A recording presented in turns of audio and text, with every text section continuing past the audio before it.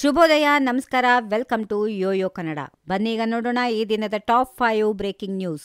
ರಾಜ್ಯದಲ್ಲಿ ನವೆಂಬರ್ ಕ್ರಾಂತಿ ಏನು ಅಂತ ಗೊತ್ತಿಲ್ಲ. ಬಿಜೆಪಿ, ಕಾಂಗ್ರೆಸ್ ಎರಡೂ ಪಕ್ಷದಲ್ಲಿ ನವೆಂಬರ್ ಕ್ರಾಂತಿ ಆಗಬಹುದು. ಶಾಸಕರಲ್ಲಿ ಅಸಮಾಧಾನ ಇದೆ, ಅಭಿವೃದ್ಧಿಗೆ ಹಣ ಸಿಗುತ್ತಿಲ್ಲ, ಅಸಮಾಧಾನ ಇದೆ. ಬಿಜೆಪಿಯಲ್ಲಿ ನಾಯಕತ್ವ ಬದಲಾವಣೆಯೇ ಕ್ರಾಂತಿ ಎಂದು ಶಾಸಕ ಬಸನಗೌಡ ಪಾಟೀಲ್ ಯತ್ನಾಳ್ ತಿಳಿಸಿದ್ದಾರೆ.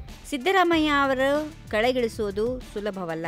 ಕಾಂಗ್ರೆಸ್ ಸರ್ಕಾರದ ವಿರುದ್ಧ ಜನಾಕ್ರೋಶ ಹೆಚ್ಚಾಗುತ್ತಿದೆ. ಡಿಕೆಶಿಯನ್ನ ಬಿಜೆಪಿಗೆ ಕರೆ ತಂದರೆ ನಾವೆಲ್ಲ ಆತ್ಮಹತ್ಯೆ ಮಾಡಿಕೊಳ್ಳಬೇಕಾಗುತ್ತದೆ ಎಂದು ಬಿಜೆಪಿಯ ಉಚ್ಚಾಟಿತ ಶಾಸಕ ಬಸನಗೌಡ ಪಾಟೀಲ್ ಯತ್ನಾಳ್ ಹೇಳಿದ್ದಾರೆ.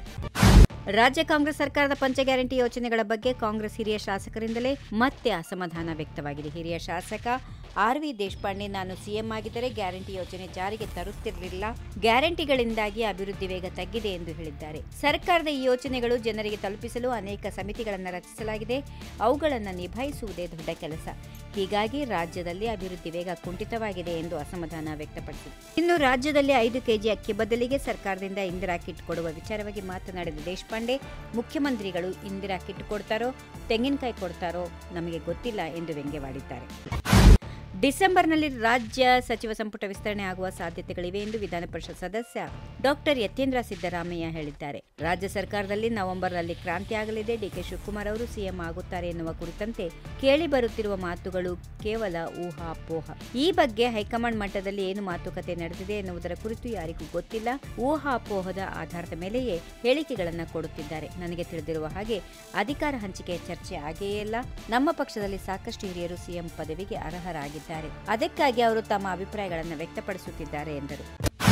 ಮತ್ತೊಮ್ಮೆ ಆರ್ಎಸ್ಎಸ್ ನಿಷೇಧಿಸುವ ಶಕ್ತಿ ಕಾಂಗ್ರೆಸ್ ಪಕ್ಷಕ್ಕಿಲ್ಲ.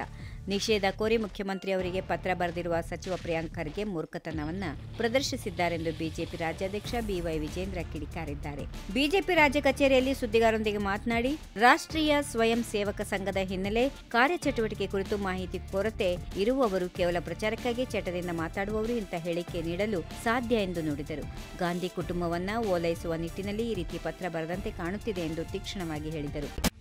ಕಾಂಗ್ರೆಸ್ ಸರ್ಕಾರಕ್ಕೆ ಆರ್ಎಸ್ಎಸ್ ನಿಷೇಧ ನೀಡುವ ಅಧಿಕಾರವೇ ಇಲ್ಲ. ಭಯೋತ್ಪಾದಕರಿಗೆ ಕುಮ್ಮಕ್ಕು ಕೊಡುವ ಕಾಂಗ್ರೆಸ್ ಪಕ್ಷವನ್ನ ಮೊದಲು ನಿಷೇಧ ಮಾಡಬೇಕೆಂದು ವಿಧಾನಸಭೆಯ ಪ್ರತಿಪಕ್ಷ ನಾಯಕ ಆರ್ ಅಶೋಕ್ ಕಿಡಿಕಾರಿದ್ದಾರೆ. ದೇಶದ ಜನ ಆರ್ಎಸ್ಎಸ್ ಬಗ್ಗೆ ಅಪಾರ ಅಭಿಮಾನ ಇಟ್ಟುಕೊಂಡಿದ್ದಾರೆ. ಆದ್ದರಿಂದ ಇಂತಹ ಸಂಘಟನೆಯನ್ನ ಏನು ಮಾಡಲು ಸಾಧ್ಯ ಇಲ್ಲ. ಬಿಜೆಪಿ ಮತ್ತೆ ಅಧಿಕಾರಕ್ಕೆ ಬಂದ ಬಳಿಕ ಕಾಂಗ್ರೆಸ್ ಕಾರ್ಯಕರ್ತರು, ಶಾಸಕರು ಇದೇ ಆರ್ಎಸ್ಎಸ್ ನಾಯಕರ ಬಳಿಗೆ ಹೋಗಬೇಕಾಗುತ್ತದೆ ಎಂದು ಹೇಳಿದರು. ಈ ವಿಡಿಯೋ ನಿಮಗೆ ಇಷ್ಟವಾದಲ್ಲಿ ಲೈಕ್ ಮಾಡಿ, ಶೇರ್ ಮಾಡಿ, ಸಬ್ಸ್ಕ್ರೈಬ್ ಮಾಡಿ.